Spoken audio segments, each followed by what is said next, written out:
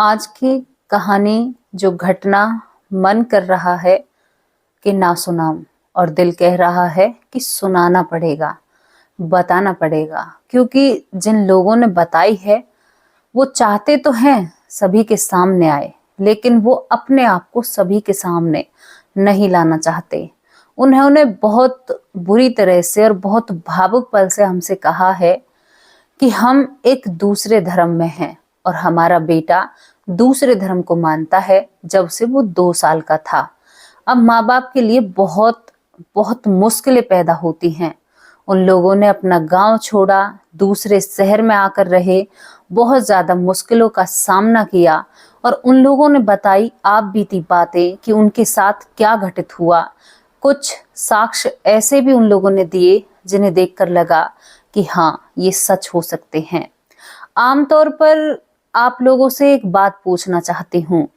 जब हमारा देश आजाद हुआ था और उसके बाद जो बंटवारे हुए थे, हालांकि हमने अपनी नानी और अपनी दादी से इन बंटवारों के बाद के बारे का जिक्र सुना था और बहुत बड़ा दुख का माहौल था। जो उस समय दंगे हुए थे, जहां लोग एक दूसरे से बिछड़े थे, किसी का अपना माँ गई है, किसी का पिता गया है, हमारी बहन बेटियों के साथ भी गलत हुआ था। बहुत सारी चीजें ऐसी हैं कि जिन्हें हम शायद याद करें तो हमारी रूह कांप जाए।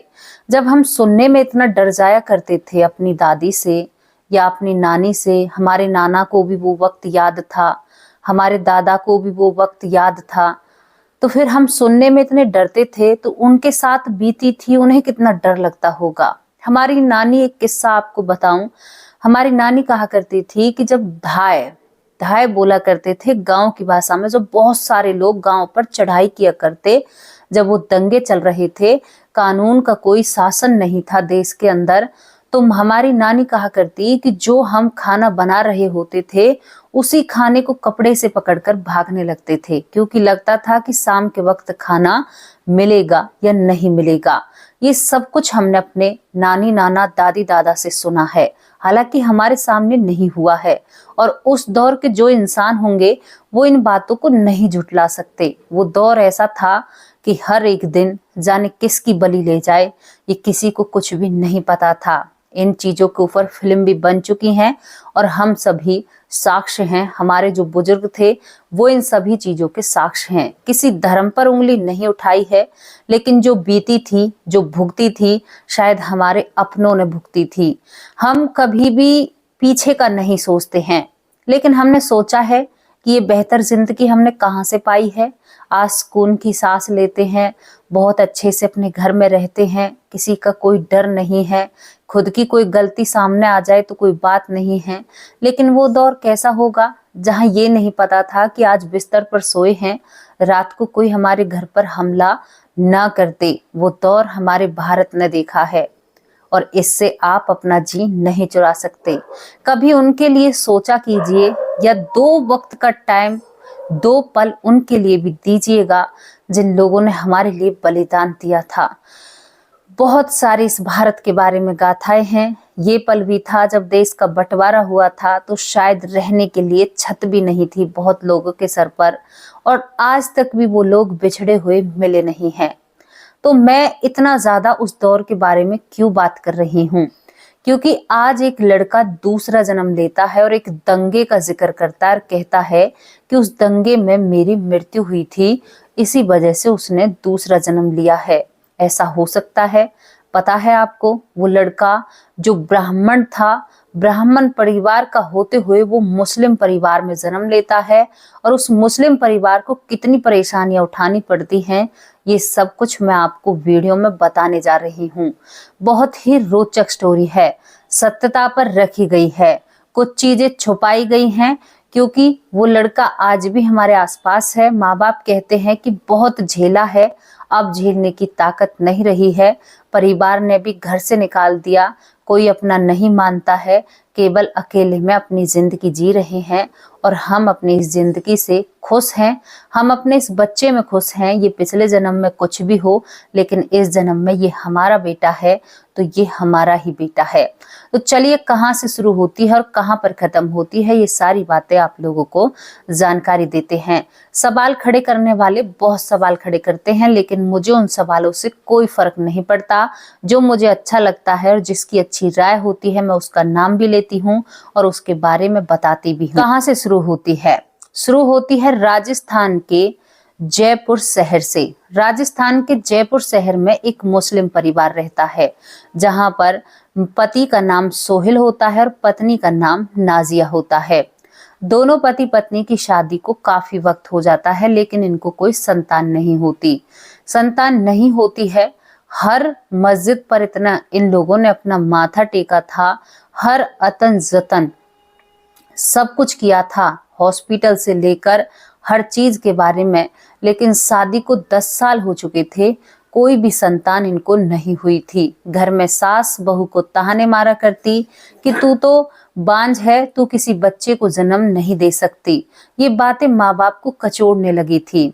यहाँ पर एक और बात आप लोगों को बता दूं, नाजिया और सोहिल में वो प्यार था जिसे कोई जुदा नहीं कर सकता। भले ही शादी को 10 साल हो चुके थे, लेकिन कभी भी सोहिल ने ये नहीं कहा था कि मैं दूसरी शादी करूंगा। ये बहुत अच्छे पढ़े लिखे और समझदार परिवार था। दोनों पति पत्नी का। घर वालों की सोच अलग होती है। अब यहाँ पर जो सोहिल होता है वो हिंदू लोगों के साथ ज्यादा उठता बैठता है, तो इन्हीं हिंदुओं से उसका एक दोस्त होता है। जब वो उसके सामने अपनी सारी सच्चाई रखता है और बहुत आमतौर पर बहुत सारी बातें सोहिल के बारे में इस हिंदू दोस्त को पता होती हैं, तो ये कहता है कि क्या तू एक काम नहीं कर सकता? जब तुमने सब कुछ कर लिया, ऊपर वाला तो एक ही है, चाहे उसे हम किसी भी रूप में पूजें, लेकिन वो है तो एक ही। ख्याल तो वो सबका रख रहा है, या वो अल्लाह हो या वो राम हो। इस तरह से वो हिंदू दोस्त समझाता और कहता है कि तू एक काम कर, हमारे उज्जैन के महाकाल मंदिर में जा और वहां पर माथा टेक। वहां कहते हैं कि वहां मांगी हुई मुराद कभी भी खाली नहीं जाती। अब यहाँ पर सोहेल इस बात पर विचार तो करता है, लेकिन वो अपने धर्म के प्रति बहुत ही ज्यादा कट्टर था, कि मतलब वो अपने धर्म के प्रति बहुत ईमानदारी रखता, वो किसी और पर भरोसा नहीं करता है। लेकिन कहते हैं ना कि जब कुछ सामान या कुछ चीज हमारी जिंदगी में अधूरी रह जाती है तो हम उसे पूरा करने के लिए जी जान से कोशिश करते हैं। जब ये बात वो हंसते हंसते अपनी पत्नी को बताता है तो नाजिया कहती है कि क्या फर्क पड़ता है, वो भी तो किसी का ईश्वर है, उस पर भी तो लाखों लोगों की श्रद्धा है, क्या पता हमारा काम बन जाए। दोस्तों यहाँ पर हम बिल्कुल भी हिंदू मुस्लिम नहीं कर रहे हैं अपने चैनल के माध्यम से, पहले ही मैं आप लोगों को बता दूं, क्योंकि हिंदू महिलाएं भी कई बार दरगाह जाती हैं, वहां पर चादर चढ़ाती हैं और बहुत कुछ करती हैं। तो ऐसा कोई नहीं है, क्योंकि भारत में सब लोग एक साथ रहते हैं, तो इसमें ऐसी कोई बड़ी बात नहीं है। अब नाजिया और नाजिया का पति मन बना लेते हैं महाकालेश्वर के मंदिर पर जाने के, जहां पर ये दोनों जने जाते हैं उज्जैन, और वहां पर भोलेनाथ के चरणों में अपना सर झुकाते हैं और कहते हैं कि सुना है तू सबकी सुनता है, सुना है तू सबकी सुनता है, क्या मेरी सुन सकता है? 10 साल मेरी शादी को हो गए, हमारी कोख भर दो और हमें एक वरदान दे दो, ताकि हमारे घर में भी एक वारिस आए। दोस्तों ये ऐसे मन से प्रार्थना कर कर आते हैं, जैसी इनसे बनती है ऐसी वहां पर ये पूजा करते हैं। अब यहाँ पर ये घर आ जाते हैं और ये मन्नत मांग कर आए थे कि अगर हमारी नाजिया की कोख भर गई तो हम दोबारा तुम्हारे दर पर दर्शन करने के लिए जरूर आएंगे। जब ये घर आते हैं और कुछ दिन इनको निकलते हैं, कुछ दिन ही निकलते हैं, करीबन 1 से 1.5 महीना निकलता है और नाजिया को पता चलता है कि वो गर्भवती हो चुकी है। अब इसे कुछ भी लगा लो, या तो कुदरत की देन लगा लो या भोलेनाथ की देन लगा लो। यहाँ पर मैंने किसी के धर्म के बारे में कुछ नहीं कहा है, लेकिन जो कुछ हुआ था वो सब कुछ मैं आप लोगों को बताती हूँ। जब नाजिया को पता चलता है तो उसकी आस्था बढ़ जाती है भोलेनाथ में। वो बहुत खुश होती है, कहती है कि अब सास ननद के ताहनों से मैं छूट जाऊंगी। और ये बात वो दोनों पति पत्नी राज रखते हैं अपने परिवार से कि हम मंदिर गए थे भोलेनाथ के, हम उज्जैन के महाकाल मंदिर पर गए थे। ये बात वो बिल्कुल राज रखते हैं। नाजिया का धीरे धीरे पेट बढ़ने लगता है। 9 महीने बाद नाजिया एक लड़के को जन्म देती है। जब घर में लड़का आता है तो सोचिए आप, 10.5 साल यानी 11 साल बाद उनके घर में एक संतान पैदा होती है तो वो बहुत खुशी का माहौल होता है। यहाँ पर नाजिया और सोहेल इस बच्चे को पाकर बहुत खुश थे। उन्हें कोई दिक्कत नहीं थी कि हमारी जिंदगी में और भी बच्चे आए।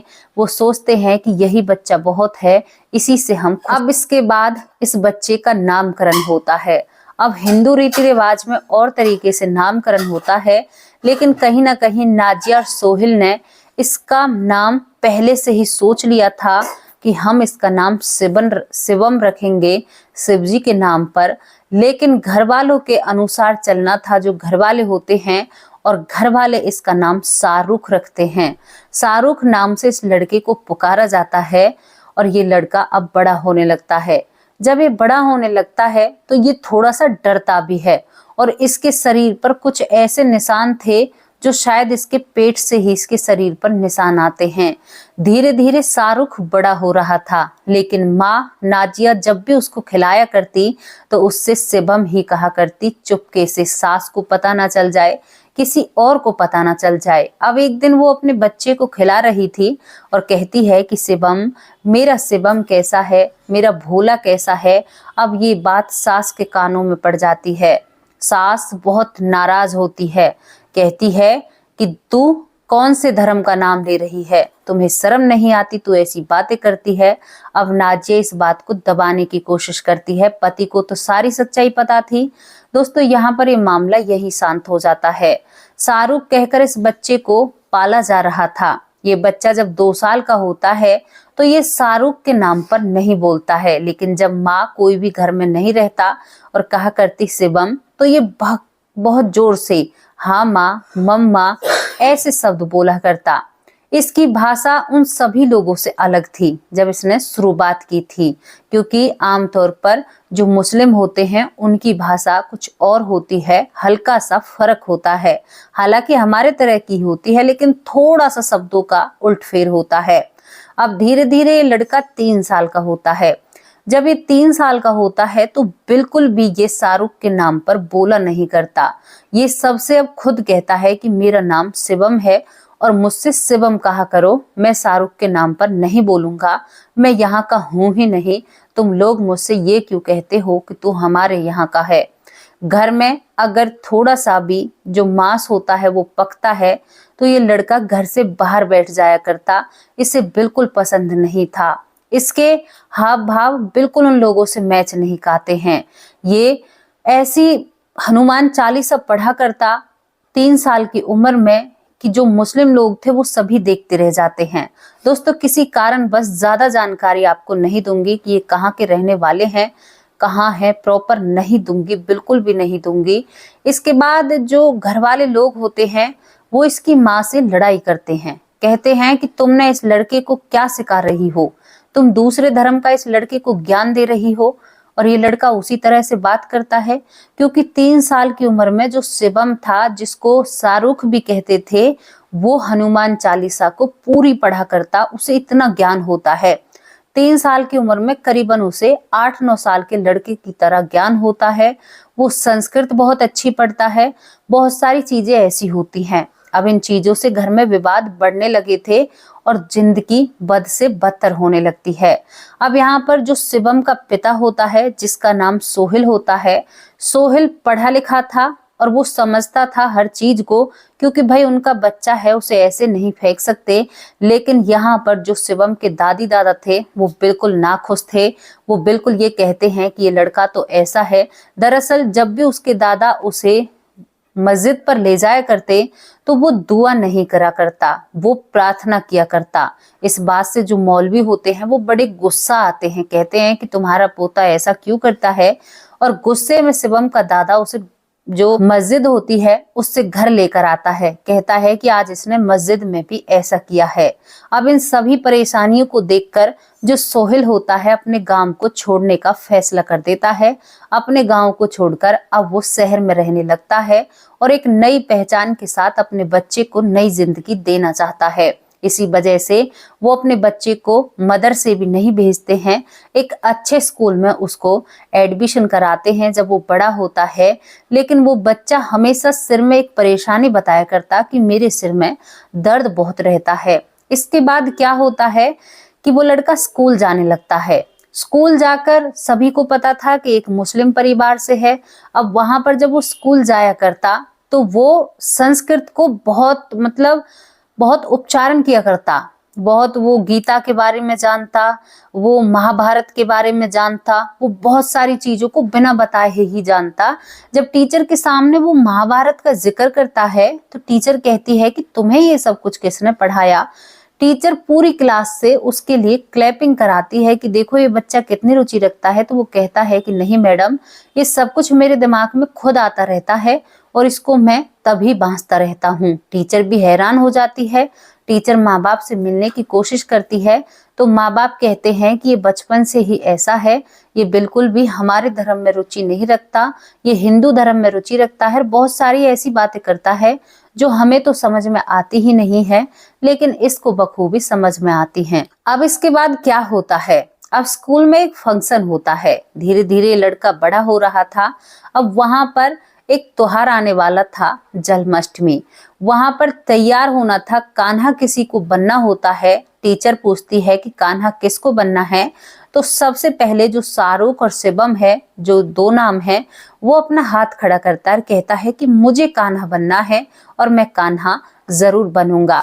अब मैडम थोड़ी सी और विचलित होती है, हालांकि उसके बारे में पता था, लेकिन वो कहती है कि नहीं बेटा, तुम्हारे माँ बाप नहीं चाहेंगे कि तुम कान्हा बनो, तुम मुस्लिम हो। तो वो कहता है कि कोई कुछ नहीं कहेगा मैडम, मुझे कान्हा बनना है। तो अब वो उस बात को टालने के लिए इससे कहा करती है कि अगर जो भी मुझे महाभारत के बारे में थोड़ी बहुत भी जानकारी देगा, मैं उसको कान्हा बना दूंगी, वरना मैं कान्हा नहीं बनाऊंगी। अब क्या था, शिवम खड़ा होकर और पूरी महाभारत को मुंह जुबानी मैडम को सुना देता है। जब मैडम सुनती है तो उसका मुंह खुला रह जाता है, क्योंकि जो हिंदू लोगों के बच्चे थे उन्हें एक शब्द नहीं पता था, महाभारत के बारे में ज्ञान नहीं था। किसी को बुरा मानने की जरूरत नहीं है, भले ही हम हिंदू हैं, लेकिन हमारे बच्चों को ज्ञान नहीं दिया जा रहा है। हमारी जो गीता थी या महाभारत या रामायण, कोई भी हमारी जो ये गाथाएं हैं, जो लीलाएं थी, उनके बारे में कहाँ अपने बच्चों को ज्ञान दे रहे हो। वक्त नहीं है आप लोगों के पास। लेकिन एक मुस्लिम लड़का पूरी महाभारत सुनाता है। अब यहाँ पर तय हो जाता है कान्हा बनने का। धीरे धीरे लड़का 8 साल का हो जाता है। इस लड़के के सिर में दर्द होता है और दर्द होता है तब ये लड़का एक बात कहता है कि मुझे प्रयागराज जाना है। अब ये प्रयागराज नहीं कहा करता, दरअसल ये कहता है कि मुझे इलाहाबाद जाना है, अपने घर जाना है, अपने पिता के पास जाना है, अपनी माँ के पास जाना है, मैं यहाँ पर नहीं रहूंगा। और 8 साल का लड़का अपने माँ बाप से कहता है कि बहुत दिन से सोच रहा हूँ, लेकिन तुम लोग मुझे वहां पर लेकर नहीं जाओगे। माँ बाप को लगा कि बचपन से ही इतना ज्यादा दूसरे धर्म के प्रति जानकारी रखता है, इसकी वजह से हमें अपना गांव भी छोड़ना पड़ा, शायद इसकी दिमाग की हालत ठीक नहीं है। माँ बाप इसको दिमाग के डॉक्टर पर ले जाते हैं। जब दिमाग के डॉक्टर पर ले जाते हैं तो डॉक्टर साहब कहते हैं कि कोई परेशानी ही नहीं है, इलाज किस चीज का करूं, बहुत स्वस्थ और बहुत मस्त आपका बच्चा है। एक और बात जो आपको बताना भूल गई, ये लड़का बिल्कुल भी ऐसी वैसी चीजें नहीं खाया करता जो मुस्लिम खाना होता है, ये उसे बिल्कुल भी हाथ नहीं लगाया करता। बिल्कुल एक ऐसा खाना खाता है जिसमें ना ही तो मांस होता है, ना ही ऐसी वैसी चीजें होती हैं। बिल्कुल एक जो साधु खाना खाया करते हैं, ऐसा ये खाना खाया करता। माँ बाप हर तरीके से अपने बच्चे के हिसाब से ढलना चाहते थे, लेकिन वो भी अपने मुस्लिम धर्म को बहुत माना करते। अब 2 धर्मों के बीच में एक परिवार भंवर में उलझा हुआ था। 4 साल की उम्र में एक दिन ये रात के वक्त घर से निकल भी जाता है इलाहाबाद जाने के लिए, लेकिन घर वाले इसे रोक लेते हैं। अब 8 साल का जब तक हो चुका था, अब ये हट ज्यादा करने लगता है। कहता है कि मैं तो वहीं पर जाऊंगा। डॉक्टर एक सलाह देते हैं, कहते हैं कि आप लोग इसके मन की बातें सारी पूछिए कि आखिर बात क्या है, क्योंकि इसे वैसी ऐसी कोई बीमारी नहीं है। सभी जो इसकी रिपोर्ट है नॉर्मल आई है, कोई दिक्कत इसको है ही नहीं, तो मैं इसका इलाज नहीं कर सकता। कई तांत्रिक, कई मौलवी के पास इसको ले जाया जाता है, तो उन मौलवियों से भी ये संस्कृत में अपने कई मंत्रों का उच्चारण करता है, तो मौलवी भी इस बात से नाराज हो जाते हैं। अब इसके बाद इसका जो पिता होता है सोहेल, वो इसके सामने बैठता और कहता है कि बेटा बहुत परेशान हूँ, सबको छोड़ दिया, सबको त्याग दिया, किसी की तरफ आंख उठाकर नहीं देखा तेरे पीछे। तू मुझे बता, तू कहाँ से है, क्या है, तू ऐसी हरकतें क्यों करता है, तेरे सर में इतना दर्द क्यों बनता है, तू क्यों सोचता है। तो अब ये सारी सच्चाई अपने पिता के सामने रखता है। कहता है कि पिताजी, मैं इलाहाबाद का रहने वाला हूँ। मेरे पिता का नाम बालकृष्ण पंडित है। मेरे पिता जाने माने पंडित हैं। वो हाथ देखकर बता देते हैं कि तुम्हारी जिंदगी में क्या होना है। मेरा नाम माधव है। मेरे माँ बाप ने मेरा नाम माधव रखा था। मैं इलाहाबाद का था और वहां पर दंगे होते हैं। दंगे होने के कारण मेरी माँ उस दंगे में इस दुनिया से चली जाती है, क्योंकि एक मुस्लिम मोहल्ला होता है जिसके अंदर हमारा एक लौता घर होता है, और उस दंगे में शायद हम भी चपेट में आ जाते हैं। माँ का तो मुझे याद नहीं है, लेकिन अपना मुझे याद नहीं है कि मेरे साथ क्या हुआ था। मैं वही सब कुछ जानना चाहता हूँ। शायद मुझे भी उस दंगे में इस दुनिया से दूर भेज दिया गया होगा। अब इस बात पर जो सोहेल होता है थोड़ा सा विचार करता है। कहता है कि तू बेटा ऐसी बातें करता है, मुस्लिम लोग इतने बुरे तो ही होते हैं। तो वो कहता है कि मैंने नहीं कहा कि मुस्लिम लोग बुरे होते हैं, लेकिन बाबा ये उस वक्त की बात थी जिस वक्त पूरा देश इन दंगों की आग में जल रहा था। हर एक इंसान एक दूसरे का दुश्मन था। जब इस लड़के ने इतने बड़े दंगों की बात की, तो यहाँ पर इसके पिता की सारी बातें समझ में आ जाती हैं और वो समझ जाता है कि ये क्या कह रहा है। इसके बाद इसका पिता कहता है कि बेटा, अगर तुम्हें ये सारे दंगे याद हैं तो उन बातों को तो बहुत वक्त बीत चुका है। अब तुम्हारे पिता कहाँ पर मिलेंगे। वो कहता है कि नहीं, मेरे पिता कहीं ना कहीं जरूर होंगे, क्योंकि हमारे इलाहाबाद में वो बाद में दंगा भड़का था और उसमें एक हमारे ही परिवार के साथ गलत हुआ था। ये यहाँ तक भी कह देता है। इसके बाद ये कहता है कि मेरे जो पिता थे वो संगम घाट पर पंडिताई किया करते और मेरी माँ पंडितानी थी। दोस्तों, ये परिवार बहुत ही विचलित और बहुत परेशान रहता है। बेटे की इन बातों को सुनकर दुख होता है। जिस बच्चे के घर में कहाँ संस्कृत, कहाँ गीता का पाठ, कहाँ रामायण का पाठ, वो इन सभी को जानता था केवल 6 साल की उम्र में। उसने साक्ष्य तो बहुत बड़े दिए थे, लेकिन ये मुस्लिम परिवार नहीं चाहता था कि ये सारी चीजें सभी के सामने आए, मीडिया के सामने आए। उन्होंने अब भी केवल बस स्थानों के नाम बताए हैं और अपनी जिंदगी के बारे में बताए हैं। अपने बेटे के कहने पर ये इसको यहाँ पर जो इलाहाबाद है यहाँ पर भी लेकर जाते हैं। ट्रेन से उतरते ही ये संगम घाट पर जाता है और बहुत जोर जोर से अपने पिता को पुकारता है कि बाबा मुझे तुमसे मिलना है, बाबा मुझे तुमसे मिलना है। जिस जगह को ये बताता है आज वो जगह बिल्कुल बदल चुकी है। ये उस जगह को पहचान कर करता है, क्योंकि आज इसकी उम्र 10 साल है। ये कहता है कि यहाँ पर तो कुछ भी ऐसा नहीं है जैसा पहले था, और ये बहुत फूट फूट कर रोता है। इसको वहां पर कोई भी जगह नहीं मिलती। वहां पर एक मुस्लिम परिवार रहता है जहां पर ये अपना घर बताया करता, और कुछ भी नहीं मिलता है। माँ बाप किसी अनहोनी के कारण या डर के कारण कुछ भी नहीं कहते हैं, अपने बच्चे को वापस ले आते हैं। लेकिन ये कहता है कि माँ, मैं पंडित था और मुझे बहुत सारी चीजों का ज्ञान था। मैं 16 साल की उम्र का था, क्योंकि इसे धीरे धीरे हर चीज याद आने लगी थी। ये बताता है कि मैंने गीता, महाभारत इन सभी के पाठ करने सीख लिए थे, क्योंकि मेरे पिता एक पंडित थे और मैं डुबकी लगाना चाहता हूँ। दोस्तों, फिलहाल वहां पर बहुत बड़ा त्योहार चल रहा है, लेकिन ये लड़का जिसका नाम शिवम भी है और शाहरुख भी है और इसका नाम माधव भी है। माधव वहां गंगा घाट पर डुबकी लगाता है, संगम घाट पर, और कहता है कि कोई बात नहीं, शायद ये मेरी जिंदगी में यही सब कुछ लिखा है, इसी वजह से मैं आप लोगों के घर में पैदा हुआ हूँ और आप लोगों ने भी मुझे बहुत प्यार दिया है, आप लोग इतने बुरे नहीं हैं। और ये लड़का अपने दिल को तोड़ते हुए जब इसे कोई अपना नहीं मिलता है तो वहां से चला जाता है, लेकिन ये मंदिर जाने की कोशिश करता है। ये बिल्कुल भी ना ही तो किसी दरगाह पर जाता है और ना ही किसी मस्जिद पर जाता है, ना ही ये नमाज पढ़ता है। ये घर वालों का कहना है, घर वाले इसकी जानकारी छुपा कर रखना चाहते हैं। वो नहीं चाहते कि हमारे बच्चे को आगे चलकर कोई परेशानी हो, लेकिन वो बताना चाहते हैं समाज में कि ऐसी सारी चीजें भी घटित हो जाती हैं। माँ बाप का कहना है कि हम अपने बच्चे की तरह जी रहे हैं, हम अपने बच्चे की खुशी में खुश हैं और अपने बच्चे के दुख में दुखी हैं। हम केवल इसको सुरक्षित और अच्छा देखना चाहते हैं, क्योंकि 10 साल बाद बड़ी दुआओं से हमने इसे पाया है।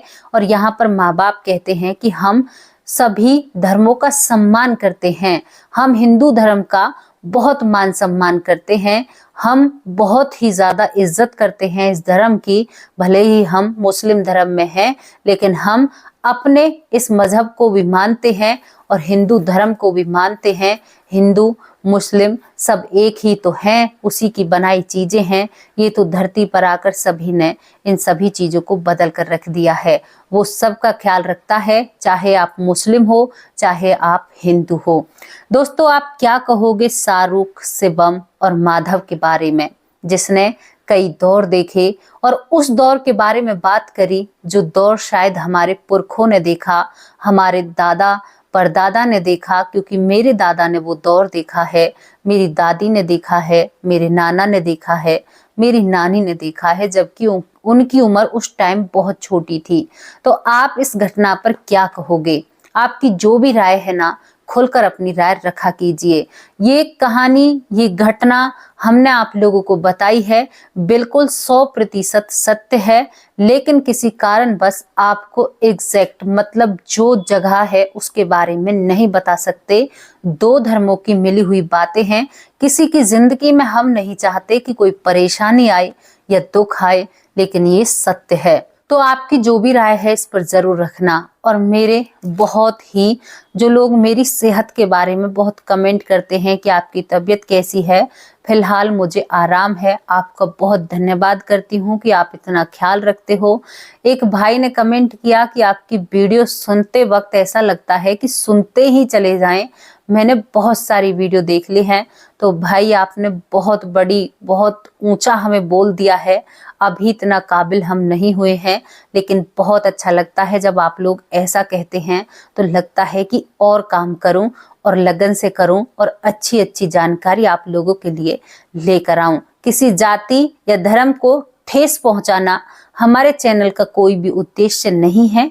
अगर कोई बात बुरी लगी हो तो आपसे माफी मांगते हैं, लेकिन जो सच है वो आप लोगों के सामने लेकर आएंगे, आप लोगों को बताएंगे। आपकी जो भी राय है, जो भी सोच है, कमेंट बॉक्स में जरूर रखना। अब दोस्तों, आप लोगों से विदा लेती हूँ। शाम की वीडियो पर फिर हाजिर होंगे किसी सच्ची और अच्छी स्टोरी के साथ। और आप बताना, जो शिवम, शाहरुख और माधव, कौन सा नाम आप लोगों को प्रिय है और कौन से नाम से इसको जानना चाहते हैं। माँ बाप इसकी बहुत अच्छी परवरिश कर रहे हैं। फिलहाल इसकी उम्र 10 साल है। नमस्कार, जय हिंद।